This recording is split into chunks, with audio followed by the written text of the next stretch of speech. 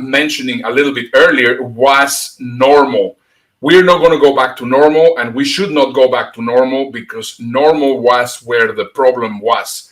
So right now, I think it's a great idea to start thinking in a different way. Dave, did you see the film A Call to the Wild with Harrison Ford? No, but I've seen the trailer. The trailer looks fantastic. I've watched it several times. Can we see it? Yeah.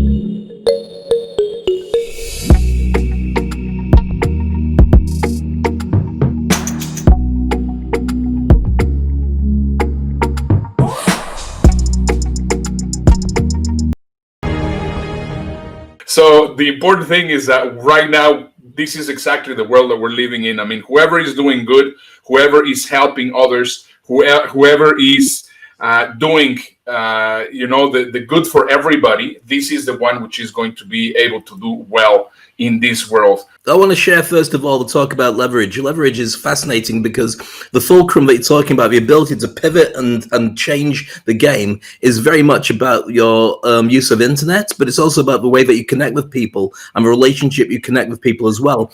And one of the things that's so fascinating about the entire situation that we find ourselves in is our leaders have really they've dropped the ball so badly. Not everybody, but a lot of leaders have dropped the ball so badly on what it means to be able to take care of your country during the coronavirus. I'm not saying they're not doing a good job now, but certainly it should never have got to this stage.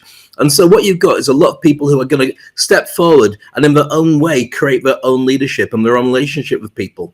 So let me tell you, first of all, 15 businesses that are doing really well during the coronavirus, despite the fact that they've always been around, but somehow it just worked really well. So cleaning services, delivery services, drive-in home theaters, one I hadn't considered before, grocery stores, liquor and wine stores, obviously, meal preparation delivery services that obviously send it from restaurants to your place, canned and jarred food companies, game makers for gamers, and also fitness equipment companies, companies that to do with landscaping and gardening, bread baking companies, coffee subscription companies, because of course you can't go to a coffee shop, so you make it at home, but it's got to be the same coffee shop you're used to, gardening supplies, mask makers, and telehealth services. Let me tell you about the telehealth services before we go into business reinvention. The telehealth services are the companies that turn around, and when you call them, you say, can I talk to a doctor? I've got this problem, and they describe the symptoms. And then they'll tell you on the phone whether they think it's this or it's that, and they'll give you pretty much a diagnosis. Well, they are reporting something like a 625% rise in calls because people are self-diagnosing and just referencing them. So if you're around the vicinity of any of those businesses, it's worth investment for the short term, if not the long term, because I can see how those are going to grow for the next 6 to 12 months and maybe stay in business. So where does that leave us? 4 things I want to share with you about your business reinvention. Now, in some ways, you need to reinvent your business. In some ways, you might find that what you already have is almost there, but it just has to be tweaked a little bit. So let me go through the 4 stages to consider, which are deconstruction, imagination, testing, and prototyping. So let's get some kind of spin on this straight away. So deconstruction was obviously to do with disruption, which is what we're facing right now. And we started our disruption clinic over the weekend to specifically look at companies and individuals with questions about that. So you've got to look at your supply chains. Are they missing a link? Do you have a shortage of cash, which obviously most people are going up against? Your staff are keen to work for you, but they're scared, and many people have been laid off as a result of that whole scare. We will be talking about your staff, but one of the things you should do about staff before you get rid of them is consider how difficult it will be to hire them again if you leave them out in the wilderness. And also think about where your business is going to be in the future, because if the end job of your business is going to be a different creature, you need to retain the staff who are capable of dealing with that. So if you want to know the best way of doing it, Look at their LinkedIn profiles. See the skills that you weren't aware of that they're telling the world they have. And then you'll see a better way of being able to judge, because you might not even use half their skills. Okay, consumer confidence is generally low, and consumer habits are generally online in many cases. So when it comes to reinvention and it comes to deconstruction, you've got to consider many things. First of all, understand that every piece of your business model is important. Every step that you take has to be examined, from the finances to the supply to everything. So that means customer segments and value proposition, your channel supplying you, the customer relationships you have, the key activities you perform, and the key resources and the key partners you're connected to have a knowledge of the revenue and the costs. Without them, you can't deconstruct and you can't work out what you've got to move around and add leverage to, because they're so important. Let me go on to stage number 2, which is imagination. With this, it's brainstorming, making lists, paper and pen or laptop. Lots of alternatives, brainstorming with your staff and friends and colleagues and clients about where you need to go with this. So an example I gave of this before is, supposing you make big monitors, screens that people can watch TV on or watch their computers on. Well, you find that the game has changed, because a lot of your normal target market are millennials who are not spending.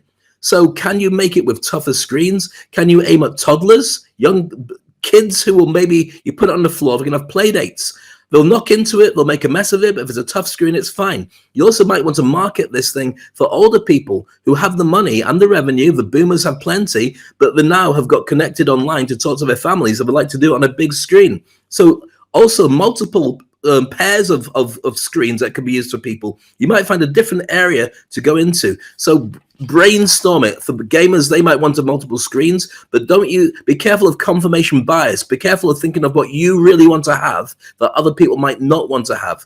Make sure that the info and the data comes in from the people you work with. Number 3, testing. Conversations only is how you should be testing. Talk to people, use a scientific approach, and it costs nothing as well. So basically, talking to your customers, and there's 3 stages to use for talking to your customers. Survey random people about what they think about the ideas that they've got and what you need for your ideas.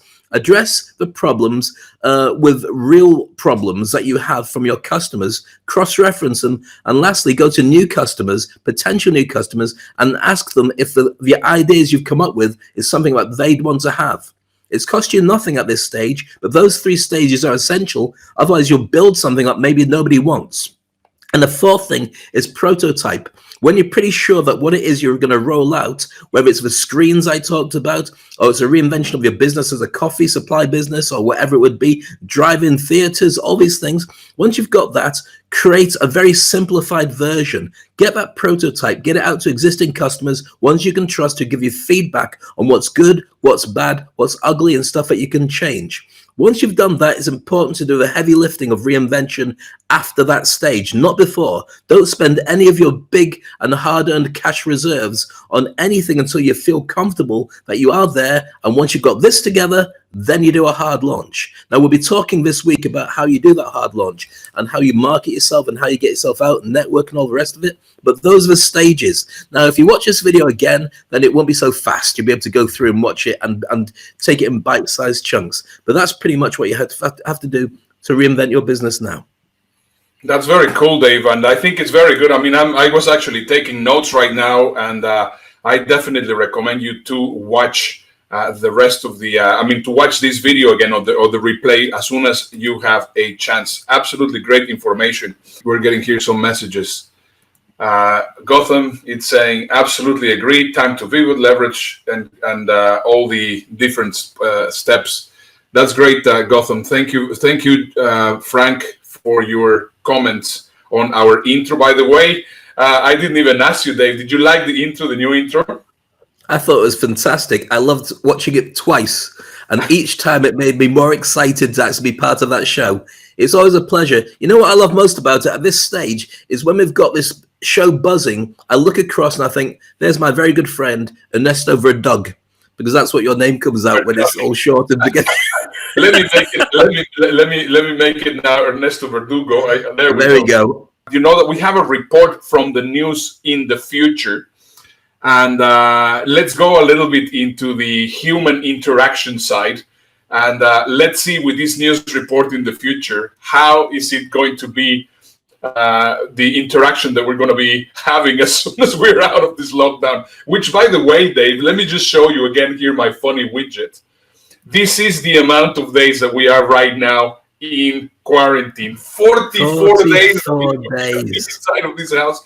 And I was hearing also from Carola there in the Netherlands that they're going to go to the 31st of May. Mexico is going to go to the 31st of May. Here it has not been announced. So it's just insane. Well, we're on partial lockdown. I went out today for the first time properly in the car. And the challenge, because it's Ramadan, and Ramadan's observed really strongly in the UAE, you've got a partial close down during the day when people can't eat or drink in public anyway. So therefore, you've got a little window where people can go out for iftar, which is when you can start eating again in public after, say, the sun goes down, which is about 7 o'clock. And then the malls close at 10. So you've naturally got the calendar giving you a partial curfew as a way in to see if it's working or not working. But in many other countries that don't observe Ramadan in the same way, you have to do it because you can't test it the same way as you can in the UAE. Exactly. So here's basically what we're saying. So we're entering into a weird world. Know that we have to deconstruct what is going on. We have to use our imagination. We have to really start testing and prototyping, brainstorming, and then start having conversations. But anyway, let's just see more or less what's going to be the news in the future. Have a look. A northerner has been accused of terrorising London by walking around saying hello. Generic northerner Stephen Malley left Londoners traumatised by his attempts to interact with them in a friendly, cheerful manner. Here's Nathan with more. Malley arrived here at Oxford Circus at 9:32 this morning. He had already said hello to several people en route from King's Cross Station, leaving worried commuters unsure why a man they did not know was talking to them. He made direct eye contact and then said, "Morning." First I thought, well, is this just a statement? Because, I mean, it was the morning, but no, something in his tone suggested this was a greeting. Malley was apprehended by London police, who were forced to let him go, as friendliness to strangers is not a crime until next year. Outside the station, Malley gave a statement. Where I come from, it's okay to greet strangers or comment to them about the weather. I did not know the customs of London, and I apologise if I offended anyone. I did not mean to be happy. I'm going back on the train now. And Nathan, what should Londoners do if approached by a northerner? Headphones on, head down, and avoid eye contact. They are generally friendly, but they will headbutt if cornered. Can't argue with that. As a northerner from the north of England, as opposed to going down to the south, that is, it's got levels of truth in it. And without getting into some sort of north-south divide, if you know England very well, but our background is the Norsemen, the Vikings, who went to the north of England, whereas the Saxons, the Anglo-Saxons, France and Germany went to the south. And so you've got a very different cultural divide when you do go from the north and back as well. So if you've watched Vikings or any of those shows, a lot of the cultural stuff is still true. But we don't get arrested for saying hello to people. Yeah, but the point is, I mean, we are now so used to being confined, and things are already taking a complete different spin that we never really thought about. And even if we actually I made some notes on. I was watching yesterday a very interesting documentary, and it is actually there in YouTube. It says, "What will it feel? What will normally actually feel like?" So they are some of the things that they were saying. Well, there's going to be a fear for others, and this fear for others is going to linger. And the echoes of the pandemic are going to last all the way to 2 years. So that doesn't mean that we're going to be in confinement for 2 years, but the echoes, because of the fear of actually being next to people and interacting with people, is going to actually still be there for about another 2 years, which means that weddings, sporting events, concerts, gatherings, they are going to be completely different. and most likely they're going to change, and they were actually considering that they're going to change forever. I mean, the impact that this has created is going to really be changing forever. Another of the things that they were saying was that planning will be very difficult to actually do. I mean, right now you cannot say, well, I'm going to buy my tickets because I'm going to go on holiday in the summer, or I'm going to go for skiing in the winter. It's going to be very difficult to say that. And there's going to be a very important word actually coming up, which is going to be used very strongly, which is going to be tentative. I mean, that's crazy. True, actually. That's very true. And, they are saying that our spatial awareness has been already heightened, and that we're going to be incredibly aware. And it happens to me. I mean, right now, for example, I go out for a walk there with the dog, and I saw that somebody's coming. I move. I mean, it doesn't matter what, I move so that actually there's a space. So we are already very aware of that. We are definitely not going to be very comfortable being surrounded by a lot of people. And then, of course, people will leave and take decisions in the moment. So what's going to happen is, well, right now we can do it. Let's do it. It's not going to be a long-term planning because we do not know what's going to be happening. And they are also saying that the cinema as we know it is going to absolutely change, because the last thing that you want is you want to be in a dark place. One of the things that I think is going to be a dark place of people. I tend not to go to those places anyway. But I think one of the things that's going to be an interesting development, I mentioned before about the 3D goggles, is we've already seen that the football matches are going to start coming on a lot of sporting events. I think we might be talking about that a little bit more later.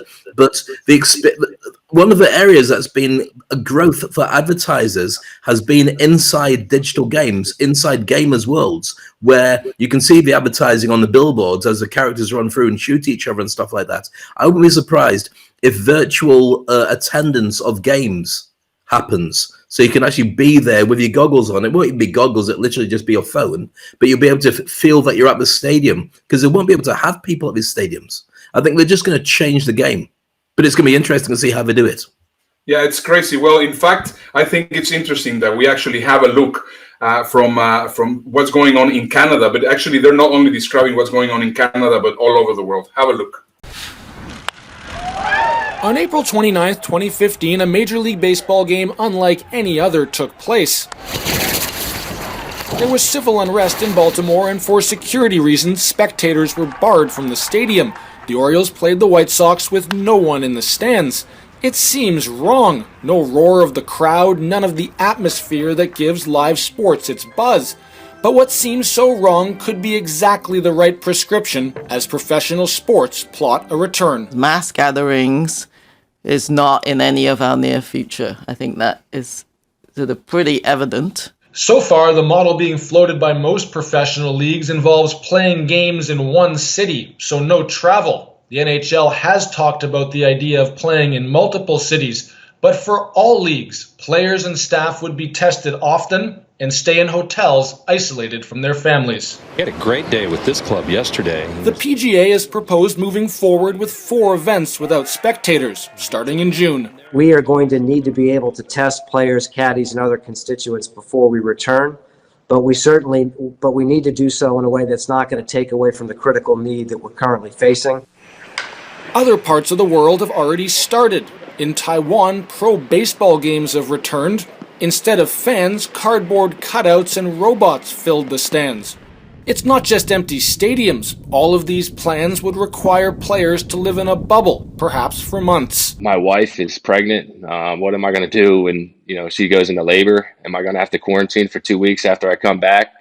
Because obviously I can't miss that birth of our first child. Health officials stress that no matter how eager leagues are to get back in the game, minimizing the spread of the virus must be the priority before the roar of the crowd fills these stadiums again. Jamie Strachan, CBC News, Toronto. Fascinating. One of the things that FIFA, who's head of the football leagues, has decided that they're going to allow 5 substitutes for football games. Normally there's only 2, but they realize that the pandemic is going to make a big difference to the squads that you got as people fall ill and the rest of it. So they want to give less pressure on the guys to be tested to be fully match fit.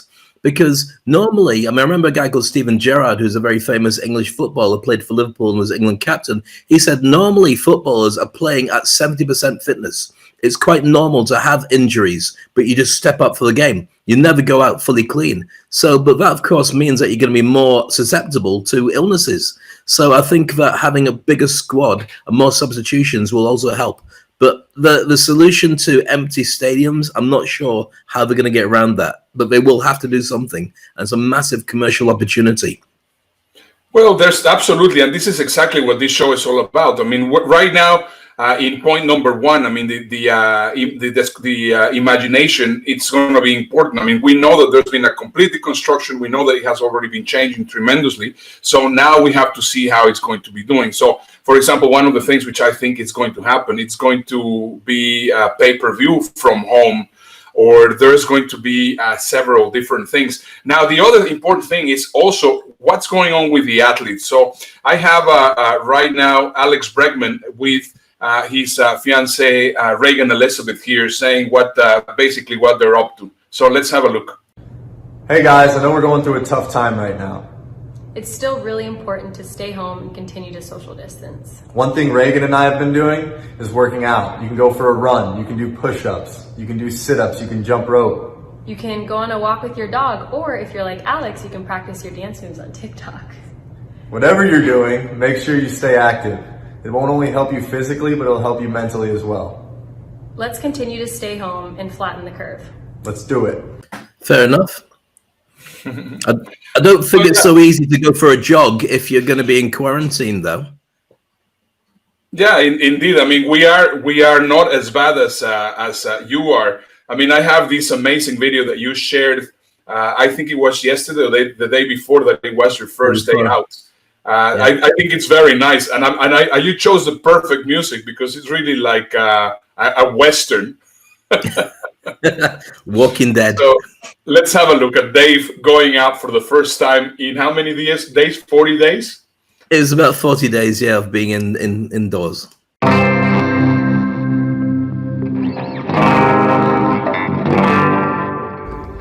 Hi, this is me, Dave Crane, for the Toilet Paper Diaries.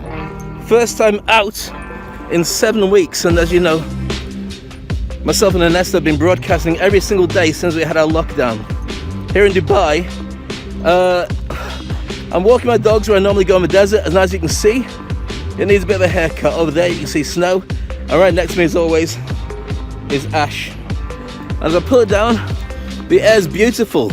It really is, it's clean. I've seen the odd plane. Normally it's every minute or half a minute I'll see a plane flying overhead. I've seen 2 in this, an hour-long walk. But at least we've got some kind of normalcy going on. At least we've still got the world doing its stuff. So, at some point, wherever you are, you'll get the opportunity to go outside. We're on partial lockdown now. We can go to supermarkets between certain hours, and because it's Ramadan, we know many people will be staying in during those hours and not going out at all. And overnight, when people normally go out, it's all shut down again. So it is very much a partial lockdown for next month to keep everybody safe. But we will get over this. We are getting over this. Just don't lose your mind, and that way you'll keep your life. Right, back up with the mask. And if you're wondering, rubber gloves. But despite everything, it's still the same me.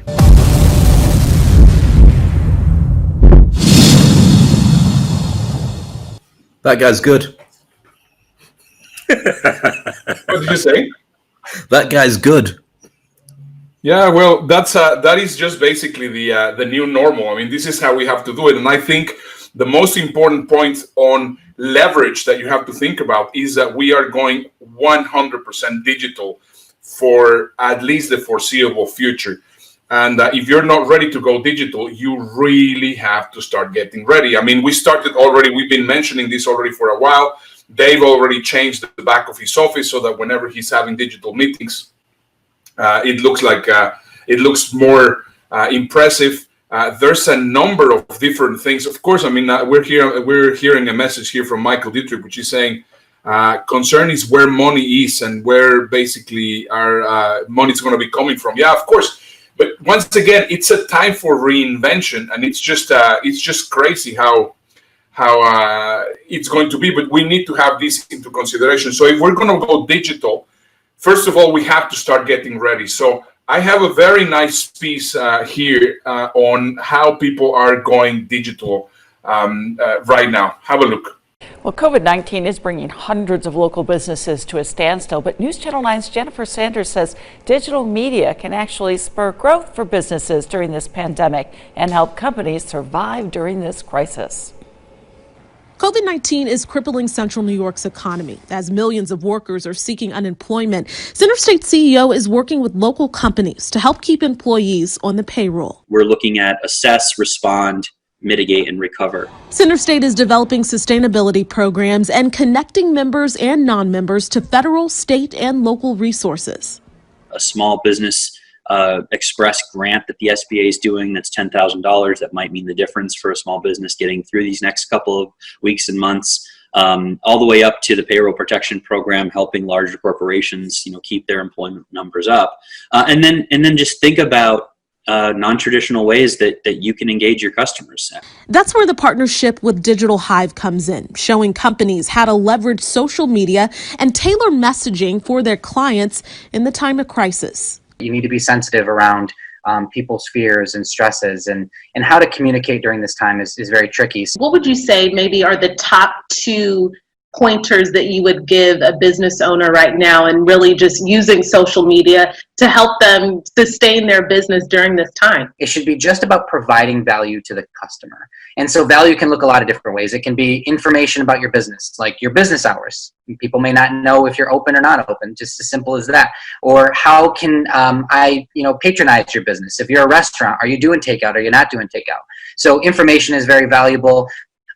Offering your expertise and wisdom during this time and helping people upskill, giving discounts or trial periods for people so that people can use your platform and maybe do it at a discount because it's being financially conscious. Business owners should also utilize their best assets, the employees.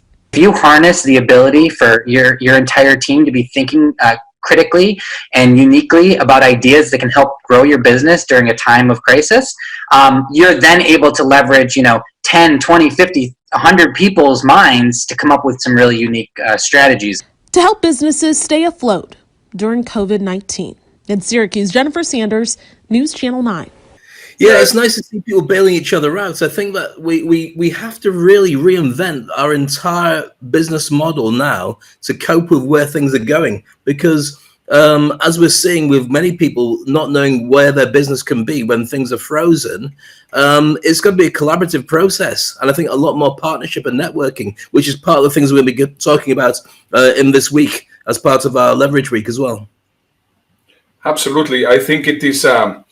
It's very important that we really start considering that this, whatever we think was going to be exactly what we were doing before, is just not going to exist. What I have for you now is, because now we know that we have to go digital. Now, the question that most people have is, well, I don't really understand the tools. I don't really want to be posting in LinkedIn and then in Pinterest and then in Instagram and then in TikTok and all these things. That's a waste of time for me. So I have a couple of tools that I think you're going to really, really like. First of all, this is a tool that I use very frequently.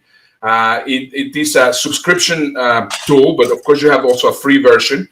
It's called Zapier. And what you can do is create some SAPs. They're called SAPs. So, for example, let's say that you post something in Instagram, but you will also like it to be posted in Facebook.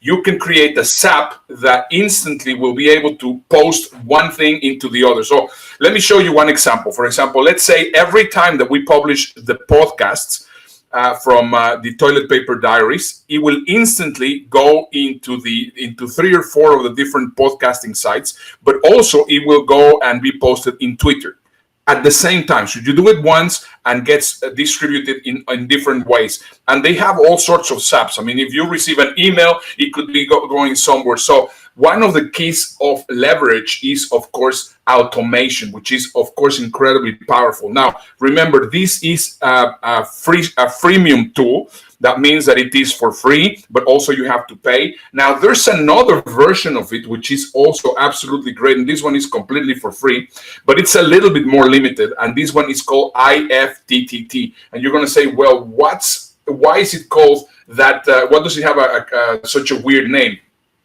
It means if this, then that. And it works very similar. So let's say that you do something, you write an email, and then after you write that email, you would like to use that email to post something or to tweet or to whatever it is. You can create so that in one single go, you will be able to do 3, 4, 5 different things at the same time. So it's very powerful. I have been using Ifttt for a while, and I have also been using Zapier. And it's one of the secrets that I basically like to share on the topic of leverage. Because the moment that you understand how to use automation, the moment that you understand how to use technology to be everywhere, omnipresent online, that's when you're going to start being seen in the new economy. So I hope that these few tools have been also very useful. I have one last tool that I want to share with you, which I think you're going to also find very interesting, because everybody's talking about Zoom, but there's several other tools which are very similar. And I think sometimes it is better to know 2 or 3 so that you will be able to use it and find out the one that you like the most. And this one is called Jitsi. And Jitsi is actually very similar. It is a lot more user-friendly. It is a little bit more secure. It has a number of different things. So I'm not saying, well, this is the one that you want to use, but all I want to do is I want to make sure that you understand that there's many tools, because you need to start getting yourself knowledge. I mean, you have to start creating your digital intelligence, and that is one of the reasons why we're going to be starting including tools on every episode of the Toilet Paper Diaries. That's fantastic. And one of the things that you are brilliant at is keeping an ear to the ground and all the latest tools and websites and gadgets and apps. And so for anybody who wants to go down that route of reinventing themselves and understanding the digital need and the way they can reinvent their business, there's no better place than actually catching up with you on this. I don't know anybody who's as much of a forefront from a very geeky perspective as you are on this, and I mean it as a compliment, but you just know these things so much better than anybody else I know. Thank you. Yeah, well, this is what we want. I mean, I believe that digital intelligence is just something that is going to be absolutely critical. As we were saying, emotional intelligence and financial intelligence. Right now, digital intelligence is going to be absolutely critical. I think so, and it's going to really change the workplace, because previously everyone's job had a certain personality type to it. So the CIO of most organizations was real Doctor Who super geek, didn't talk to people, loved his technology or her technology, predominantly male, and so everyone else just left them to it. Because of the coronavirus, everybody's going to have to step into that actual territory. Now, the challenge for a CIO is generally they weren't good with people, but they were good with tech, but they were the next in line to be the CEO when a decision's made on tech that can make or break an organization. Now, what this is going to do is throw a lot of people who weren't interested in tech, who've got other life skills and emotional skills and relation skills and leadership skills, back into the forefront of being head of a company, because it's going to be standard that everyone understands more about tech than ever before. So it's going to be like learning a new language for many people, but ignore it at your peril, because you're going to have to know how it works. Dave, let's move quickly to the news. I think there were several things that were trending in the weekend during this couple of days. And one of them, for sure, you have seen it, which is just highly controversial. And once again, I mean, there were memes all over the place just talking about this craziness of consuming Clorox and all sorts of things. Please, once again, don't do it. This is just absolutely crazy. This is also an interesting thing that was also happening here in Houston, and you're going to laugh about this. This was an official communication from the high officials in Harris County, which is here in Houston, they had a typo, and that's why its writing is very important. It says that you can actually create homemade masks and scarves with bananas. It was supposed to say bandanas, but they put bananas. And of course, people are taking it literally. That's brilliant. Brilliant. Well, these typos will go a long way. We could talk about other typos that have gone on in the last 24 hours, but it's probably best that we don't. Well, I want to hear about them in a moment. So anyway, this is also really crazy. I mean, this guy that wanted to sanitize his money and basically put it inside of the microwave, and look, he almost burned all his cash. Oh my God. That's crazy. It's really That's crazy. illegal, isn't it? Damaging certainly in the UK, damaging the Queen's money in any way, shape, or form is an arrestable offence. You're not allowed to defame anything. Yeah, well, I guess that was obviously it was not done on purpose, but it's just it's just crazy what some of the crazy things that people are doing, and so this one I think it's very nice. Some because I mean I live here in the Bible Belt, and there's a lot of people which are very Christian, and right now I mean they cannot go to church, and look at what they are doing right now, so that they feel they can actually bring church a little bit home, and I think it's very sweet. Oh, nice. Very nice. That's beautiful. Yeah, it's beautiful. Yeah, that's exactly what we're talking about. I mean, this creativity, people are amazingly creative in these times. So now what we need to do is we have to start taking this creativity and put it into work. I think it's just absolutely critical. And we'll be sharing all those latest trends and ideas and things and tools and techniques in this show. I mean, we're now at what? This is show number 39. Is that correct? 39. Tomorrow we're going for the big 40.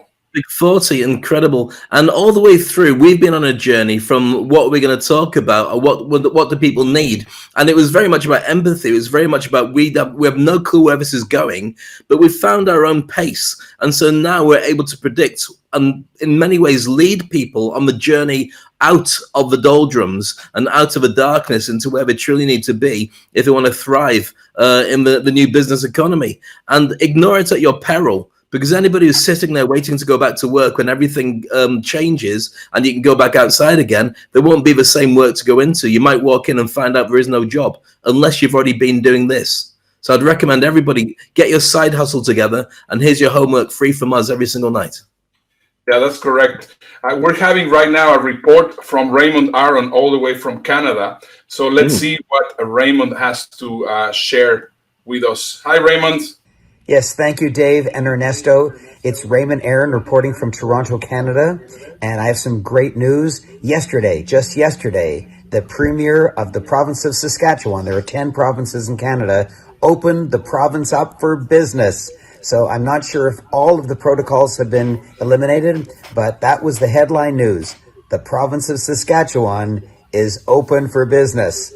So this is interesting news. Maybe other provinces and states and countries will start opening up, or maybe Saskatchewan opened too soon. We don't know yet. All I can report on is one of the 10 provinces just opened up. Thank you. Back to the studio. Brilliant. Thank you, Raymond, for that. I reckon that the number one T-shirt is going to be "Don't Touch Me." People are just going to have "Don't Touch Me" on T-shirts when they go out, because that social distancing is the only way you can realistically look at the opening up that's going on right now. If people being encouraged, if they're in shops, they're allowed to open. This isn't a Dubai thing. This is generally from listening to bulletins and reports on the news. If you're opening a shop, you have to be very mindful of the new climate. So people should go in spaced apart from each other. And ideally, what you should have is almost like an Amazon, but in real bricks and mortar. People can go in, choose what they want, you bring it out to them, and they go on their way. And that's really going to change real estate hugely. Because if that's the case, do you remember those digital walls that people were creating that were touch panel in train stations over the last couple of years? So if you're waiting at a train station, you can do your food shopping by opening up a supermarket panel and just pressing the stuff that you want. And then by the time you get home and somebody's taking it to you, I think you're going to see them everywhere. That would be the smart play for organizations to buy digital billboards so people can buy their stuff while they're hanging around and waiting. That might be your new shopping mall.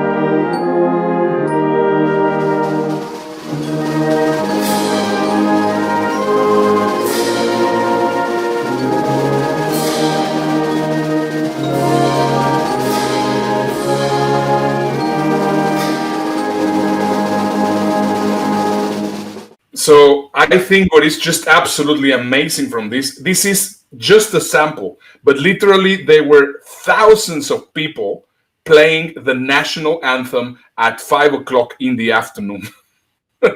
Amazing. We've got a very different world, haven't we? We've got certainly a lot more solidarity, maybe a lot more nationalism that you've had before, but the nationalism seems to be proud of the country we're in, as opposed to we hate everybody, let's not get on with anybody else.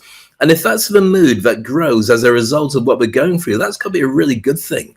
People get closer together. People have a lot more sympathy. Okay, it's going to be more challenging when we leave the house and finally get out and bump into people. Or we won't bump into people because you've got to keep that respective 2 meters away.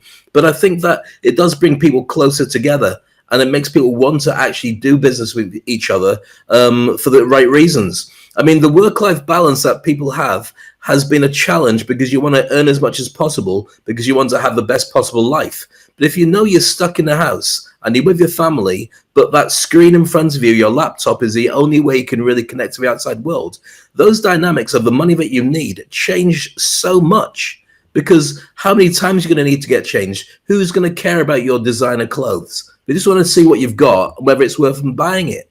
And that's a real change in many ways for the better, I think. Guess what, Dave? I cannot believe it, but we are running out of time. Make sure that you go to bit.ly Toilet Paper Podcast and listen to the podcast. Help people listen to us. Make sure that they watch us over here because we're going to be having some amazing content through the next few days. Dave, once again, it's been a lot of fun doing this presentation with you. And it's time to say so long, farewell, auf Wiedersehen, goodbye. Oh, let's not do that. Let's just play the video and say goodbye. Goodbye. You just call out my name, and you know wherever I am, I'll come running, running, running, running, running to see you again, to see you again. If you spring, summer, or fall, all you need to do is call and be there.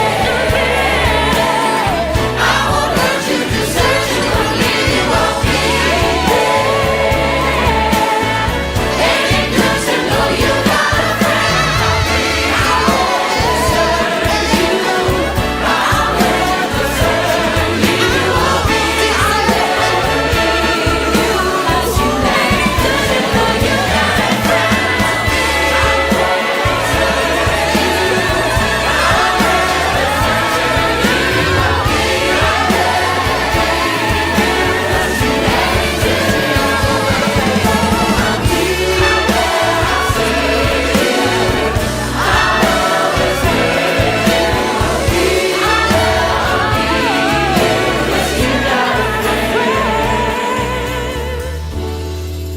You've got a friend. You got a friend.